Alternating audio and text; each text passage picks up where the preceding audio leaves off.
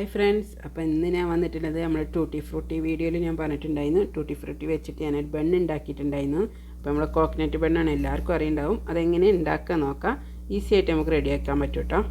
അപ്പോൾ നമുക്ക് ആദ്യം ഇതിക്ക് വേണ്ടത് 3/4 കപ്പ് ചെറിയ ചൂടുള്ള പാലാണ് വേണ്ടത്. അപ്പോൾ നിങ്ങളുടെ കയ്യിൽ ഇനി പാലില്ലെങ്കിൽ 3/4 കപ്പ് ചെറിയ ചൂടുള്ള വെള്ളം എടുക്കുക. എന്നിട്ട് പാൽപ്പൊടി ഉണ്ടെങ്കിൽ അത് 1 സ്പൂൺ ഇട്ട് കൊടുത്താൽ മതി.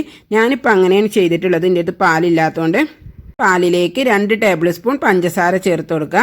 പിന്നെ ഞാനിതിലേക്ക് ചേർത്ത് കൊടുത്തിട്ടുള്ളത് 1 ടീസ്പൂൺ ഈസ്റ്റാണ്.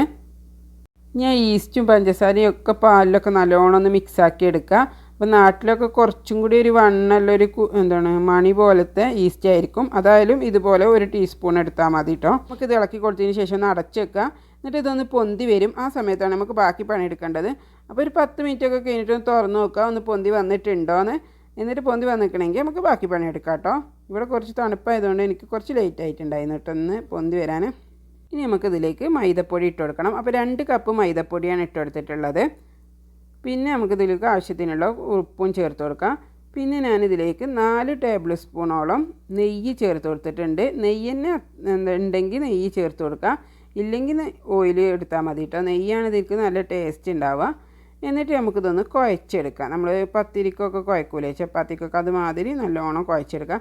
അപ്പോൾ നമുക്ക് അത്ര കട്ടിയിൽ കുഴക്കരുത്. നിങ്ങൾ ലൂസാന്ന് കരുതിയിട്ട് ഇനി ഇതിലേക്ക് പൊടിയൊന്നും ഇടരുത്. നല്ലോണം കുഴച്ചൊന്നും എടുത്താൽ മതി. കൈമ ഒട്ടണുണ്ടെന്ന് വെച്ചാൽ നമ്മൾ ബട്ടറൊന്നും ഇങ്ങനെ ആക്കി കൊടുത്താൽ മതി. നമ്മൾ എടുത്ത നെയ്യാണെങ്കിലോ എണ്ണയാണെങ്കിലോ എന്താ വെച്ചാൽ അത് ആക്കി കൊടുത്തങ്ങാണ്ട് നമുക്കൊന്ന് കുഴച്ചെടുത്താൽ മതി.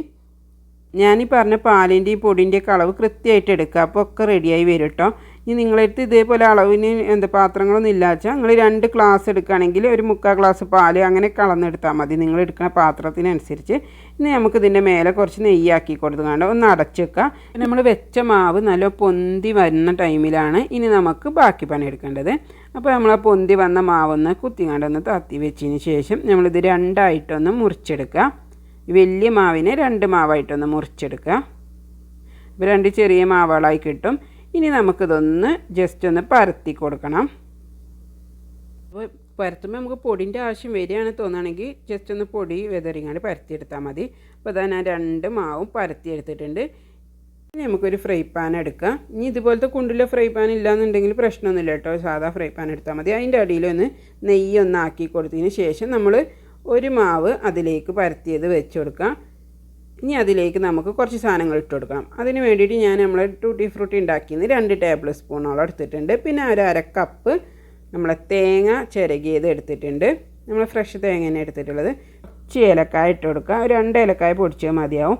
പിന്നെ കുറച്ച് അണ്ടിപ്പരിപ്പ് ഞാൻ ചെറുതാക്കി ഒന്ന് എടുത്തിട്ട് അത് ഇട്ട് കൊടുക്കുന്നുണ്ട്. നിങ്ങളിത് ബദാമൊക്കെ ഉണ്ടെങ്കിൽ അത് ഇട്ട് കൊടുക്കാം കേട്ടോ. പിന്നെ ഞാനൊരു 3 ടേബിൾ സ്പൂൺ പഞ്ചസാര ചേർത്ത് കൊടുക്കണം. വലിയ തരി പഞ്ചസാരയാണെങ്കിൽ ഒന്ന് പൊടിച്ചിട്ട് ചേർത്ത് കൊടുത്തോളൂ. പിന്നെ കുറച്ച് നെയ്യും കൂടെ ചേർത്ത് കൊടുത്തിട്ട് ഇതൊന്ന് മിക്സാക്കി എടുക്കുക. പിന്നെ നിങ്ങളിത് ഇനി നാട്ടിലൊക്കെ ആകുമ്പോൾ ചെറിയൊക്കെ വാങ്ങാൻ കിട്ടുമല്ലോ, ആ ചെറിയൊന്ന് ചെറുതാക്കി കട്ട് ചെയ്തിട്ട് അതും വേണമെങ്കിലൊക്കെ ഇട്ട് കൊടുക്കട്ടോ. ആ തേങ്ങാ മിക്സി മാവിൻ്റെ മേലൊക്കെ ഇട്ട് കൊടുക്കുമ്പോൾ എല്ലാ ഭാഗത്തേക്കും ആക്കുക. ഒരു ഭാഗത്ത് തന്നെ കൂട്ടി വെക്കരുത്, എല്ലാ ഭാഗത്തേക്കും ഒന്ന് ആക്കി കൊടുക്കുക. നല്ലോണം വക്കത്തേക്ക് ആക്കും വേണ്ട കേട്ടോ. നമ്മൾ മറ്റേ മാവ് ഇതിൻ്റെ മേലെ വെച്ച് കൊടുക്കുക.